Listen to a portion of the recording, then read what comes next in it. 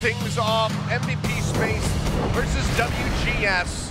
5th versus 6th, nothing really to gain from this series outside of fight money and a bit of pride in the team, in the fans, to instill some hope as they stare down the barrel that is Contenders trials to attempt to re-qualify in Season 2. Odds stacked against WGS. They need a miracle and they need it right here, right now, if they want to avoid going 0-20 here on the tournament. Yeah, this is what this is all about for them tonight. Great map for Laurels 9 in terms of running Genie here as in the starting lineup. They have been strongest on control, and it's often in part due to his Moira.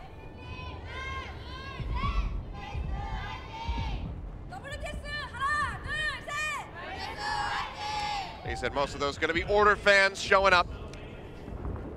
Right now, he's going to be flashing the Reaper as we enter in onto Village. Looks like we're going to see the tank composition here that we saw from MVP Space on Lijiang with Yaki on the Reaper. It was, and it's actually going to be Mei Reaper as well, so you can actually isolate a lot of people with this Mei wall and then blow them up with Reaper shotgun damage. On the other side, it's going to be the Sombra Reaper for Laurels 9, not running the Reinhardt, so more mobile, but obviously going to have the trade-off in terms of damage here. One fact is going to be able to really gatekeep people out. Yeah, really nice start already here for MVP Space to have control over the point. Yaki's just firing away, trying to build up for that Death Blossom here. As One fact just getting those right clicks, trying to land them here. It's a couple in, halfway to the Blizzard already. That's one good way to go ahead and lock down that Reaper should he push forward in order. Yeah, I'm not sure if he didn't have the Wraith form available, but just gets taken down there right after MVP Space find that first cap.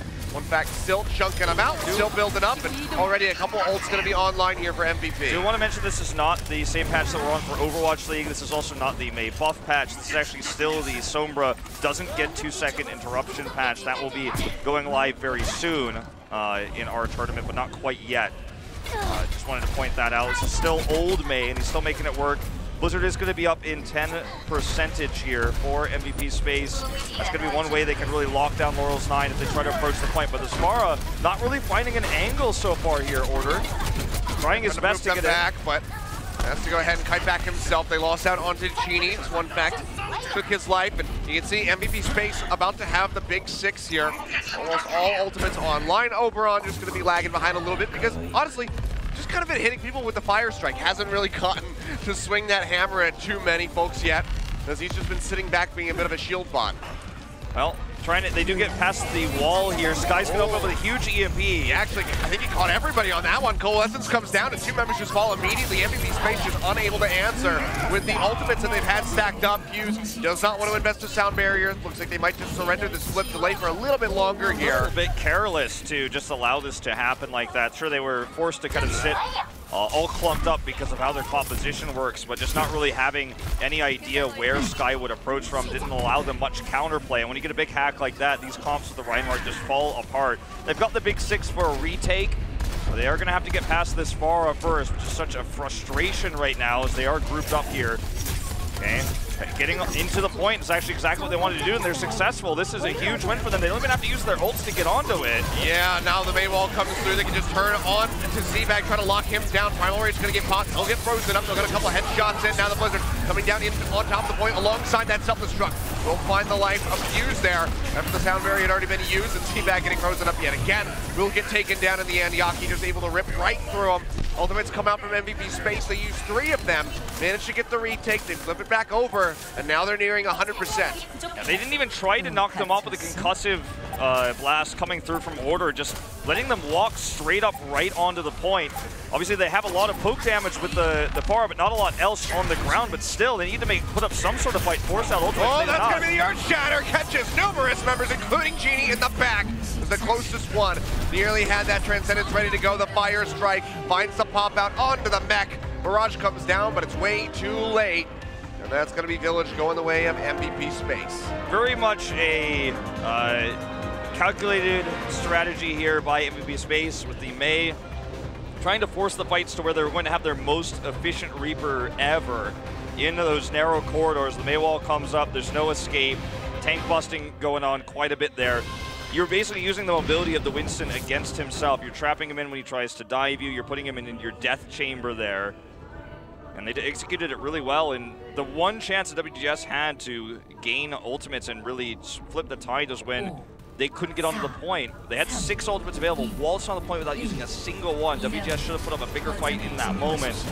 And because they did not, when they lost the point that way and tried to recontest, they were so down on ultimates and positionally outdone. Oh, well, that's a good start here for Order. Already takes down Undyne. It's burning away at him. Boosted rockets come through, do find the healer, so that's going to delay MVP space and likely hand the first cap to WGS. As he pokes over the top of the building here, looking to just get a couple more hits in, build up for that Mirage. One back, going to go over to the McCree here, swaps it out. Okay, how they're going to approach this one. First grab here. Difficult to approach MVP space again, running this composition with the McCree, one fact on it this time. Moving forward here, very difficult to approach the point with this. Just like their last comp with the Reaper, you have to really grab a pick or it's not going to work. Oh, well, speaking of picks, into the back line goes Yaki, looking for Genie, but cannot take him down, takes a bit of damage, has to get healed back up. Chu Young in the meantime, he'll get taken out. Bianca takes him down right after he uses the Reser on his guy. Now Seabag gonna fall, and it looks like WGS might just be losing this point very rapidly, nearly at 30%, but with Order getting taken down, no tanks available, they have to let that one get flipped over. And one fact gets onto the point. They don't get the kill there with the Tracer, but it's actually Undyne who gets a pick to open up the Junkrat there. Killing the Junkrat means they can come through a little bit easier with less damage to worry about. Sky gonna make the switch over to the Sombra here, but a lot of ult needed to be built. This is very inefficient the way they've decided to switch up their composition. Yaki gonna look for the flanks here on the backside. It's so tough to, while you're trying to approach him or pre-comp, get into the point while you're being flanked by Tracer. Genie again getting jumped on. Hack comes down there on a one back. He gets the left click, and now the Transcendence is gonna come out from both sides. This is Zenyatta's just posture at each other. We'll move back over here onto the point. Undyne with the right click takes down Seabag. WGS, yet again, are going to have to retreat, and he gets the MVP space. They are fully willing to chase them back all the way to the dropship. Just shutting them down super hard without using anything but the Transcendence they traded. Primal Rage coming out, but it's not as impactful here because that was just used to make sure they could secure it and maintain that efficiency. And when you're holding it, it's less effective anyways. Barely misses the stick, a bit of damage there on Bernard, but just kind of tickling the mech there is Yaki with that ultimate. Would have been a nice one to go ahead and get the stagger onto that Diva, but small win for WGS to have that wasted there. Pulse bomb builds quickly. In fact, looking for a flank. And they're going to try to get into the backside here of WGS when they get onto the point. So the flank here from McCree can be very effective. Risky. Yeah, he wants to cut around the side, so he's got a good angle for that Deadeye. Should he need to use it, it looks like they might just have to hold on to this one because 3 members on the side of MVP space are dead, and Bianca's been knocked out of the map. He'll now fall. That comes down there on the fuse, so will just be a surrender on the point. 86%, so still dangerously close. So they were losing control of the point. And one fact decided his flank with his Deadeye might be able to help them retake it, but while he was moving around, he wasn't doing damage. They ended up losing out in terms of damage. Sky builds an EMP during all of this as well because he's able to do that more consistent damage while one fact's trying to flank. And you see that translocator right there on top of the roof. He's wanting them to push in, but it's going to expire. So he's going to have to wait, reposition it, or just look for another angle of approach, because so far, not working out too well. Comes up right into the front, throws it down, catches a couple members of the Deadeye, out from one back by Bernard, comes straight over into his face and rips him apart. Bianca out of the mech, fuse going down to the Primal Rage there from Seabag.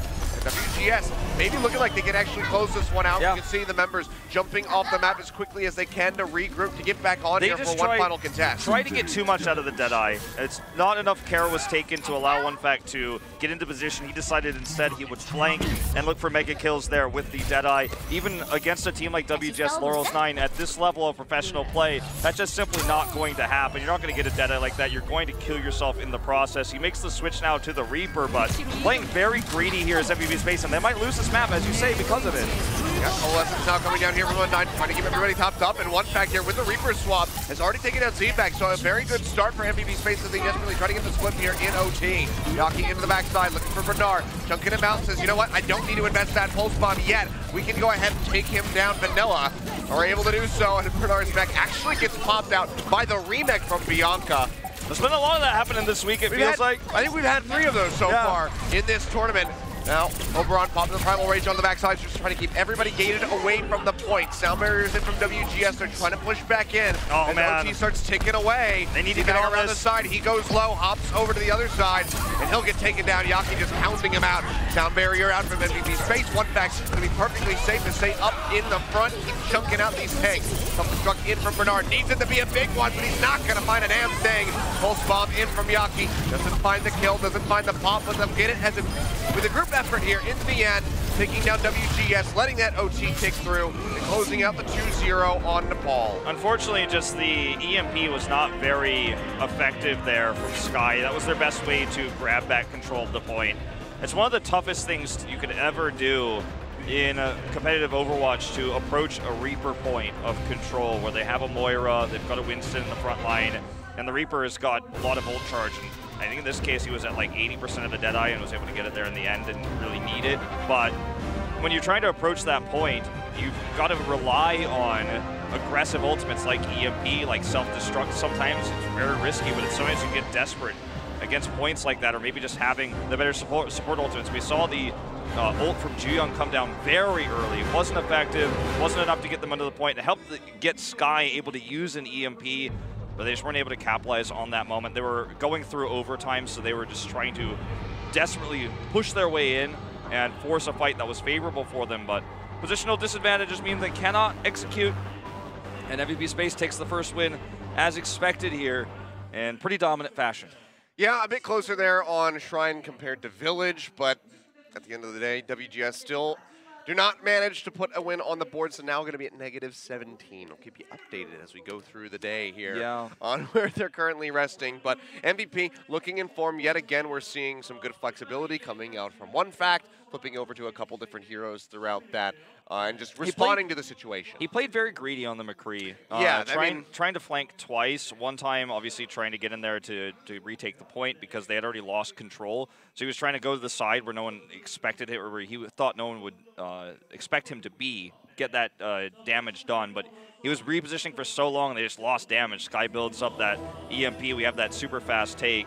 And then when he tried to use his flanking Deadeye, no one was near him, and everyone was alive, so immediately he was just killed by Bernard. LeBron's always got these blood trail fan signs. I don't know why. I'm not sure where that comes from, but has been a very popular one. That and pretty much, Stitch drawings from Lilo and Stitch for the Runaway player have been the big prevalent ones, but that's some nice artwork there. Yep. Got the McCree, the Widow, Tracer, and Pharah, so good. Orders fans love to just draw his hero pool, don't they? They do. He's got a big one, and he's very good at all of these heroes, especially the Pharah and Tracer. Fortunately, just not finding the most success with them. We know that he's good individually, but the rest of the team just hasn't been able to come together around him to make it work out. Another Order fan there. So basically this is actually literally says Order fan. Yeah, and then in each one of the starting letters gives like a start of a sentence, but basically just says like, every time it's hard for you to full hold, I become I cheer even harder. Become the fan that cheers even harder for you. As basically the gist of what that sign said. We're using the first letter of his name there to create those sentences. And of course, pen at the end. Clever, but unfortunate for them, because I'll just go ahead and spoil it. Arrow is going to be subbing in over Order. I glanced behind me while we were looking at the signs just to go ahead and clarify what was going on. So yes, Order will be sitting out, despite probably being the strongest player that we have on the WGS roster. Arrow played against Runaway. It's possibly the toughest team that WGS has faced all season was Runaway. Runaway ended up getting first place in the group. So when you're talking about Group B, Runaway technically is the best team in terms of stats at the moment. And they subbed him in on Hollywood. He was able to get some Widow shots done on that map, some mid-air ones actually onto the supports. It was very much harassing Slime and Janu, but we don't know how well he's going to fare against a team that isn't as strong as Runaway and isn't as good at dive as Runaway, because he is a long-range hit scan player.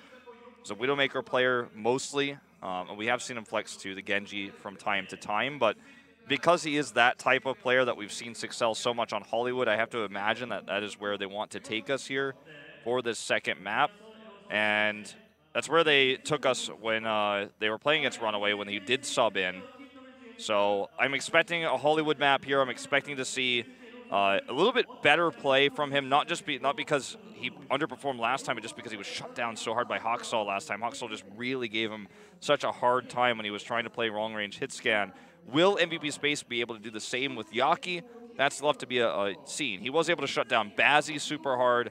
Yaki was on Hollywood at their time when they played on Hollywood last week. So see if that ends up being the map in general, but have to, at this point, imagine so, because history usually does repeat itself in Korean Overwatch. It's been repeating itself over and over again for WGS. They would like to break that loop, actually, and have something different happen in their series.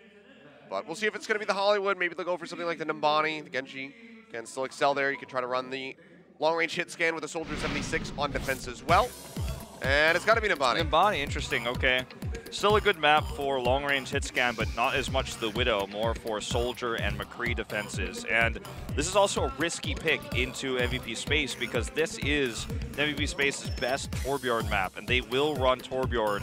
They have run it already. They ran it on Hanamura, and it's a good map for Torbjorn, and they have the highest win rate in the history of Korean Overwatch with Torbjorn.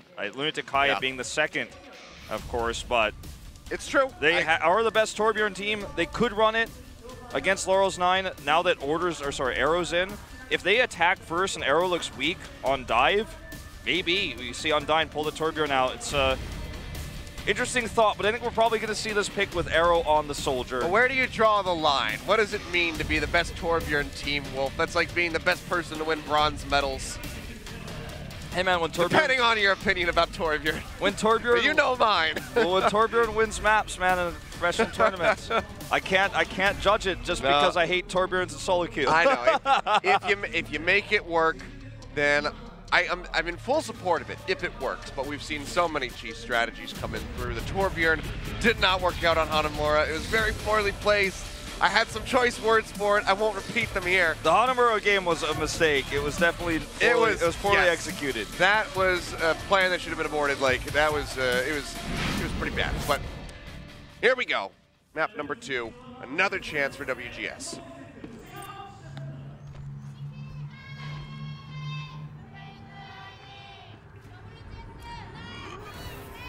Well, fears allayed here, Achilios. One fact is going to be running the Soldier. More common defense setup here.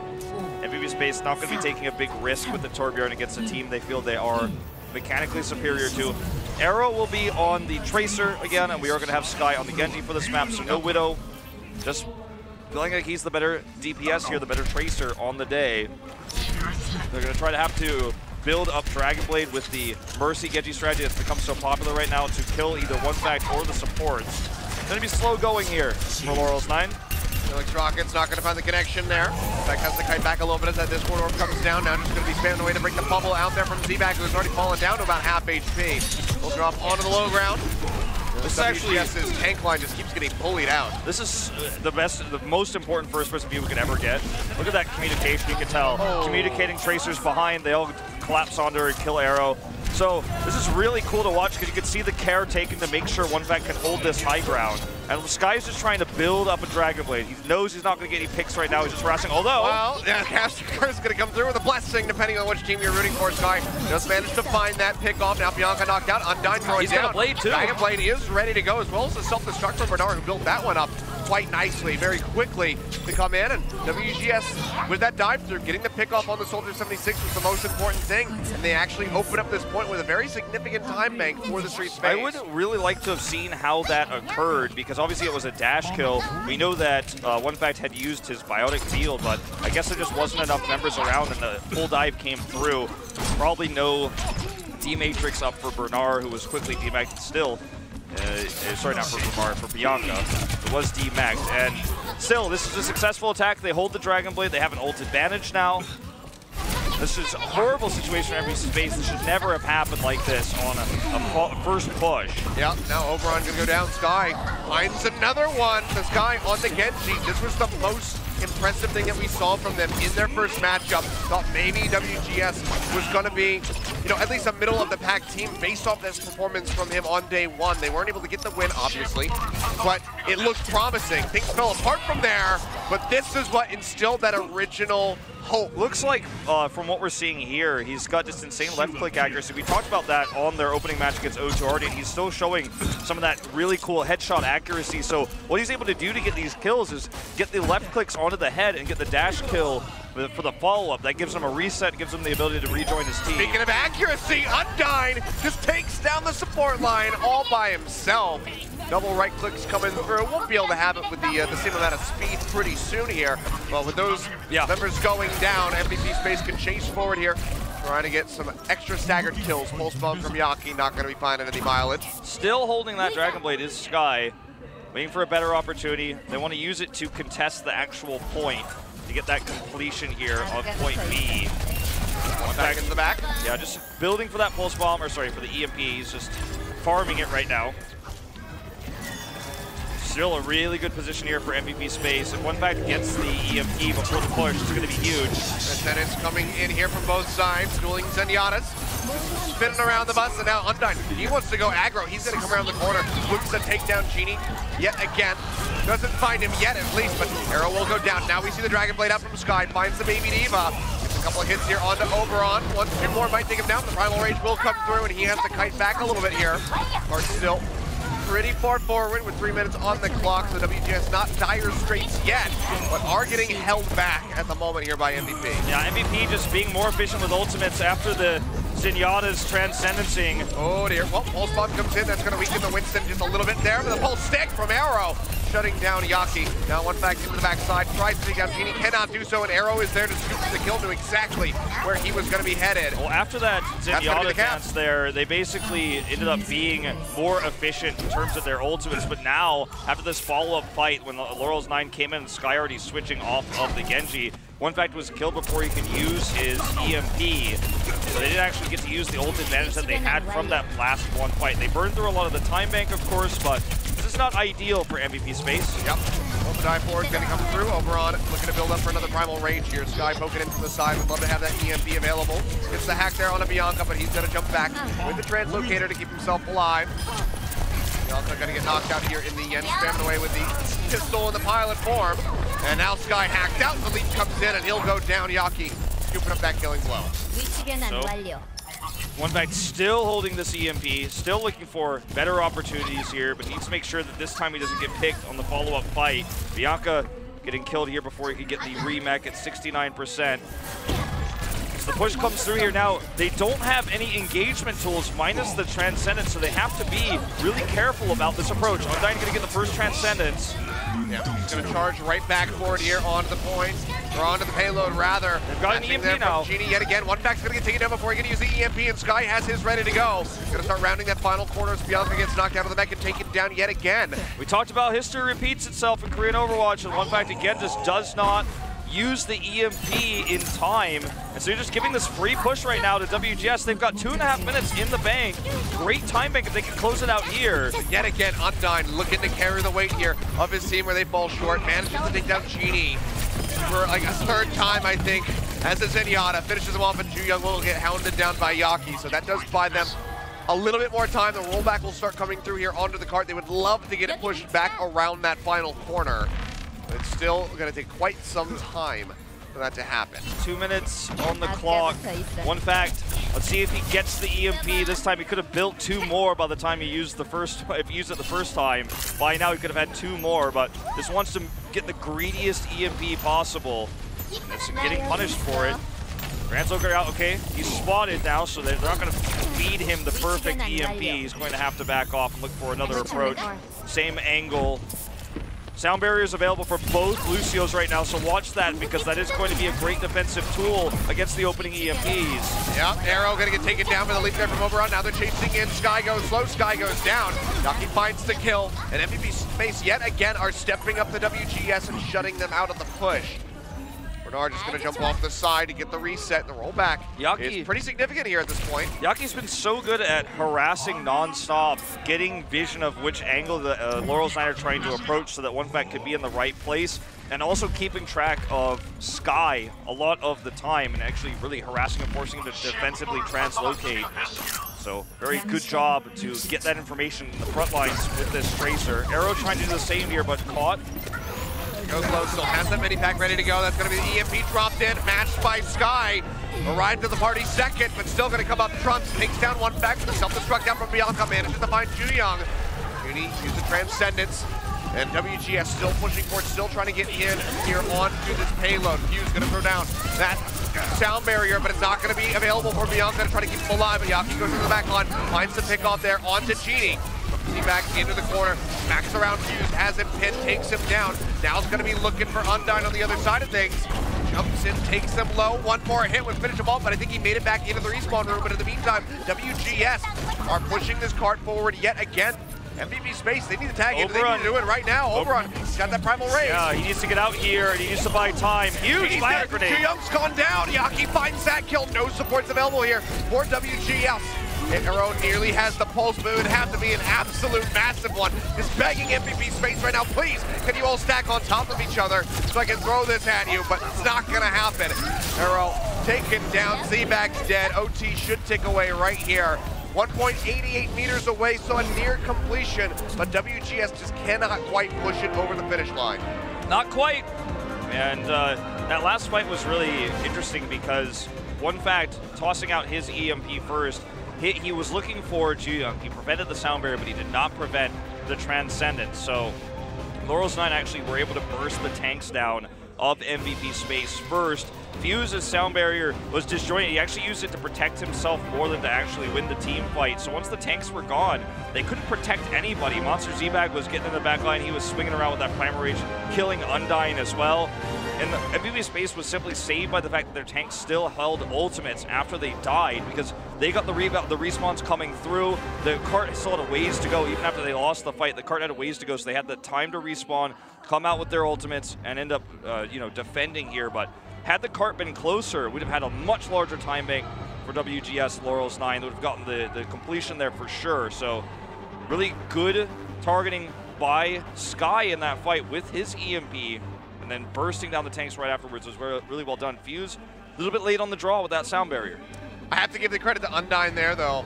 Actually, didn't call it out because there's a lot of other action going on, but still actually managed to kill the Primal Rage Winston. Yep. Took down Z-Bag at the end. I think he's just barely slipped behind the barrier there into the respawn room, and then got those final hits in onto Z-Bag. Yeah, that was important because it's been some good bloodthirsty Zenyatta. I'll take that one out of Doa's book. It's been really solid from Undyne. If Undyne had died before getting into the spawn room, and he was essentially dead, right? He had to walk back into the spawn. He was completely away from the point. Had he died and been respawning, they might not have actually had the damage there. Oh boy, here we go. Okay, well, this is fine.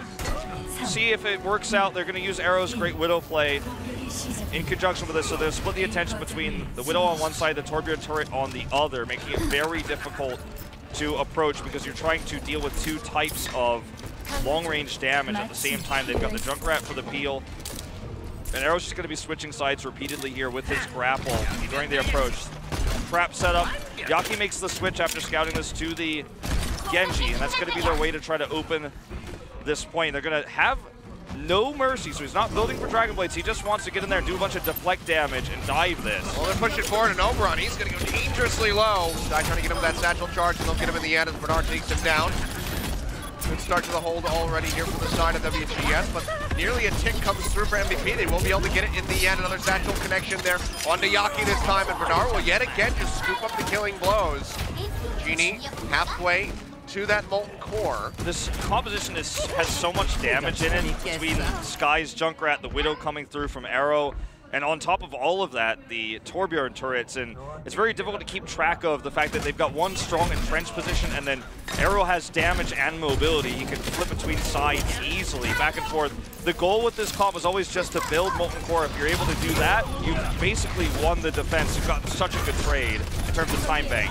Yeah, I mean, already it's going to be a bit lower than WGS when they started their push there on the street space. They nearly have the second tick starting to come through. Everybody's just operating in the corner, but Z-Bag is going to be the one getting taken down this time around. Now it's up onto the high ground. Genie's still spamming away, trying to get to that molten core. He's just 7% away. A couple more hits will do it. Finally has it. He'll pop that one out, but not sure if his turret is still alive. He's just going to be alone there on the bottom side. It's just going to pop out onto Bianca, but Undyne will take him down in the end. He didn't and MVP Space will be able to get this cap. He didn't get the molten core with the turret alive, so it was obviously much less effective than it would have been otherwise. Going to switch back to the Zenyatta, of course, after this defense, but still, they built the molten core. They burned through a lot of the timing of MVP Space. They had a much more successful defense than MVP did, and the mission was a success. Would they have loved to win the defense of the molten core and for even more time? Sure, but this is a huge win. Torbjorn defense is either build molten core or they don't. There's basically two types. Very rarely see a full hold with them, but they are just designed to weaken the time bank of an attacking team. Retire out. Only taking 1 damage so far. They're going to try to take that one down. Bianca goes low, but manages to stay in the mech in the end, so not going to be finding too much there from the side of Sky. Looking to push forward. Undyne's going to pop that Transcendence. Genie having just swapped, not going to have one available. Arrow burning down, but they have not finished him off yet. The Widowmaker managing to stay alive at the same time. Yaki, he's going to fall as Z-Bag zaps to the death. Arrow in, Oberon has to get out of there, leads all the way back. Full line of sight here, no one near him. This is a one fight for WGS, it looks like, although. Yeah, Z-Bag gonna go down and now Bernard gonna be knocked out of the mech. Arrow does have that infrasight ready to go, and now is gonna be seeing it. One fact, sneaking his way around. That's why he's gonna get out of there. Both of their tank ultimates here, so very expensive to use those before contesting point B. That's how they're able to turn the fight. They gain a lot of momentum for this, and they have this Dragon Blade. So not completely worthless, but expensive. It comes at a big cost here. So they don't have support ultimates to support this Dragon Blade either. Here it comes. They're gonna go ahead and cast that one out. Transcendence comes down. Yaki, he's gonna get rooted in place. Deflection comes in to try to keep himself alive, but it's not gonna happen. Sky is able to take him down. Follows up with a kill onto one back. Let's go ahead and pack on Oberon for good measure. Triple kill over to the Junkrat. He's got another Riptire ready to go, Wolf. And these are just more inefficient ultimates being used by MVP Space, just kind of looking for these sloppy fights. Again, I think overconfident in terms of mechanical skill, coming in with these blades that don't have support ultimates. He comes in blind. You could tell by his first review he didn't really have any vision. He was hoping to come in and slice through Genie. Genie's been really good with Transcendence timings today. He's actually really hitting them right on the mark, making sure that every time it's worst case of Transcendence trade. And that was very well done. They're going to now switch, of course, Yaki onto the Sombra, as you guys can see here.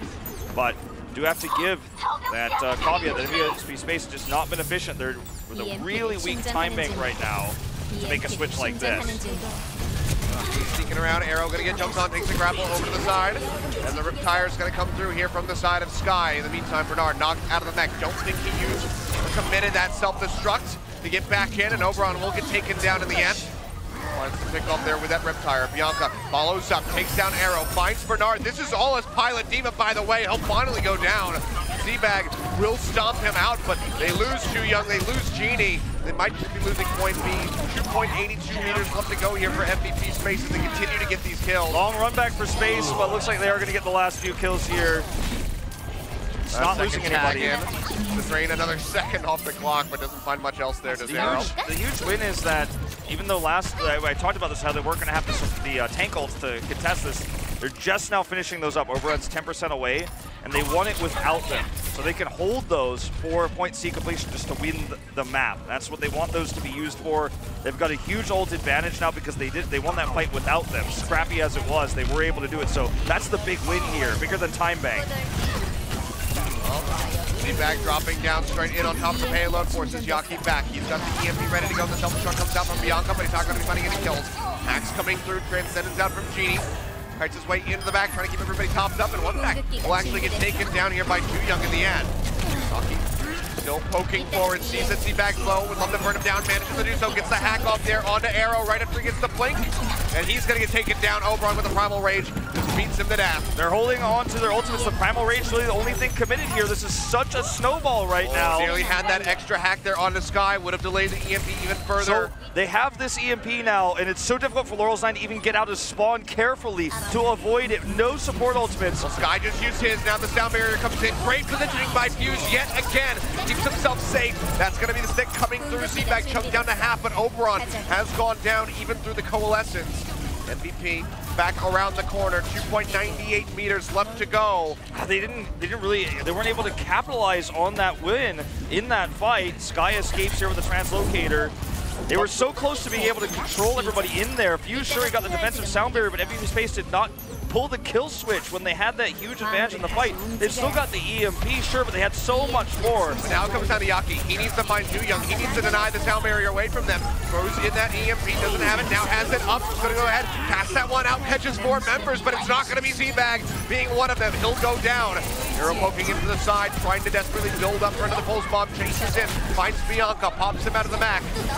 Self-destruct gonna be thrown in here. The bubble comes down, gonna chew that one up, and Bernard manages to make it back into the mech. Another mech kill coming in as Oberon falls. MVP Space with 40 seconds left on the clock. They're gonna have one more opportunity to take this fight, but Fuse, he's gonna get picked off right at the end. WGS is as close as they have ever been to winning a map right now. Yaki used the sound barrier very well, but there just wasn't any good follow-up. Remember, the roles are reversed here. One fact is the Sombra player, Yaki is the Tracer player. Because they had to make that weird Genji swap in the middle of the map, they have Yaki on the Sombra. There's just no easy way to switch it back without losing ult charge. So they're just basically both flexing right now, which I think is a big issue here. 10 seconds left to go. Sky looking for the EMP to help shut them down. Throws it out, catches the tanks. Oberon's gonna fall. Coalescence comes in yet again, but Undyne is just too late to keep them alive. Fuse goes down. WGS, can they finally do it? Looks like it. On to Sky, but he still manages to stay alive. He takes down one back. They can't get there, and WGS have finally done it. They will not